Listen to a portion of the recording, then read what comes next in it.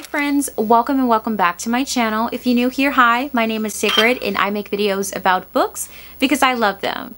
Today I'm going to be talking about my favorite dark romances of all times. Now I do want people to take this list with a grain of salt because I'm someone who hasn't dabbled that much into dark romance, but these are the ones that I feel like I really enjoyed. Majority of the time if I don't like a dark romance, it's normally because there's so much spice and very little plot. We have similar tastes in books. You might also like these. I highly recommend giving them a try just to see. But let's get started. The first book, I would not categorize as dark romance, but that's how it's categorized. So it is my number one pick. I love this book. It was a 5-star read, super emotional. I would probably rate it more as like women's fiction. But this is Still Beating by Jennifer Hartman. Like, this book is absolutely amazing. Still Beating is the story of two people who were kidnapped by this serial unaliver and they were forced to do unspeakable things. They were finally able to escape and now they have to return back to their lives, but because of the things that they've done and they've bonded so much that they're now in love with each other. But the thing is, the guy is the girl's sister's fiance. So it's definitely a predicament that is super uncomfortable. I think the thing that I like the most about this book is that it showed so much about grief, recovering from such an event, and it was so realistic. I really like the way that recovering from the trauma of everything that happened was portrayed in this book. I felt like it was so real that I could see these characters actually being people. Like, that's how real it felt. I don't know if I cried reading this book, but I do think it was a very emotional read. I don't think it was a romance at all, but I mean, it is a love story, so maybe, but I recommend it. I gave that 5 stars. It's one of my favorite books by Jennifer Hartman. Next up, we have the Mindfuck series by St. Abbey. This, fantastic. I think there's like 5 little novella books in it.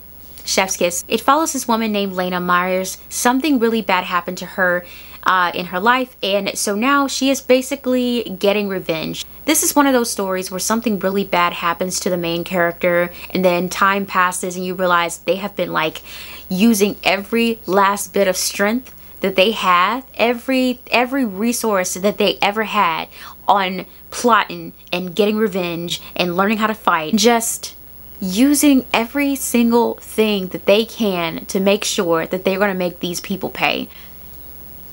I love it. I love it. So she's taking these people out one by one, and so now she's known as a serial unaliver. She ends up dating the FBI agent that's covering the case. I know, it is messy. It is so good.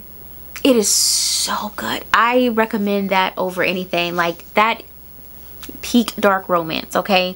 It has good amount of smut, good amount of plot, good amount of action scenes, good amount of violent scenes, good amount of girl power, good amount of platonic relationship, good amount of we could get caught at any time and this guy could figure out that I am the serial unaliver and put me in jail. But will he do that? Because isn't he also in love with me? Like, who would he choose? When that man finds out, y'all go read this book. Just stop this video and go read this book. It is that good. It's worth everything that they said. Everything they said about this book is true. Then we have my favorite book by Sophie Lark so far, and that is Ivan. This was my first ever mafia romance, and y'all, I fell in love with her character, Sloane. She was like a female assassin that was supposed to take out the head of the Bratva family, like the mafia family, but I think that's the Russian one. And the scene that they do when they meet and she tries to take him out is incredible. This man wakes up butt naked and starts fighting this woman. I literally pictured in my head. I love them so much. I love Sloane so much. I have never really cared enough about a book where when you know, at the end of the book, they're like, if you like this story, read this little free novella. Nobody really reads those. But no, me, nay, I read it. I couldn't get enough of these characters. And if she comes up with anything else with Ivan and Sloane, it will be bought by me expeditiously. All right, next up we have The Dare by Harley Laroux. Now, I know, you call me a hypocrite all you want because there is no plot in this book at all.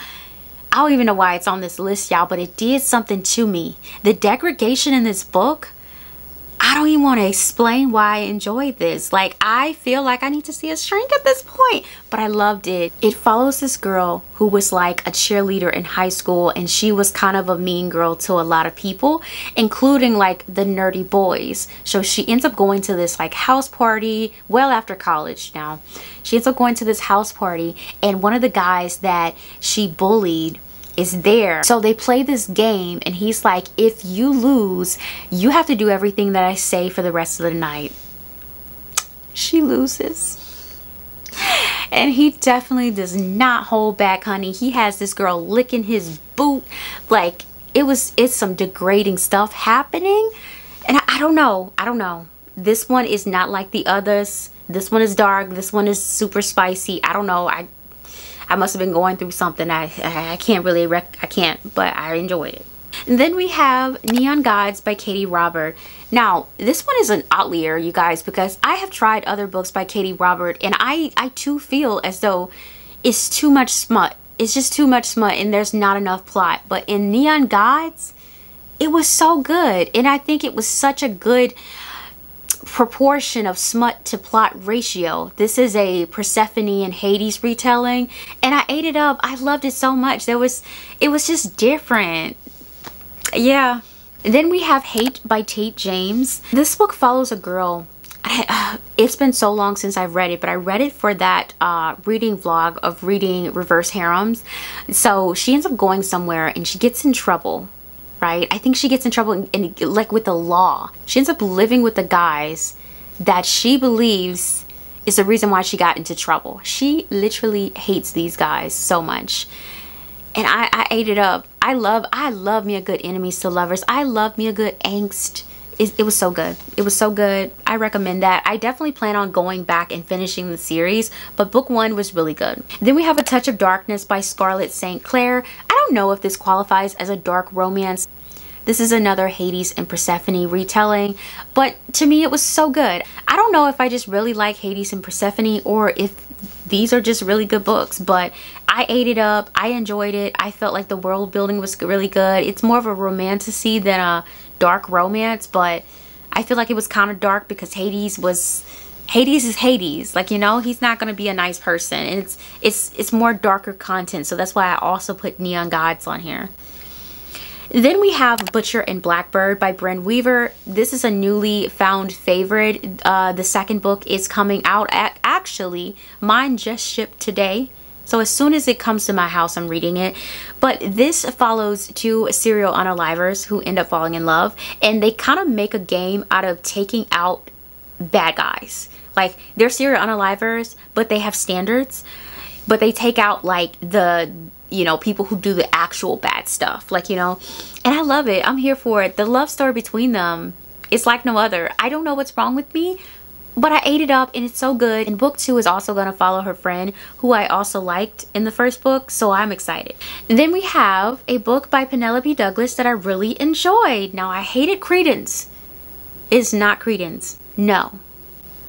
It's Corrupt. I really enjoyed it. I plan on finishing the series. I gave this a 5 freaking star, and I actually went out and got the covers, y'all. I got the entire series.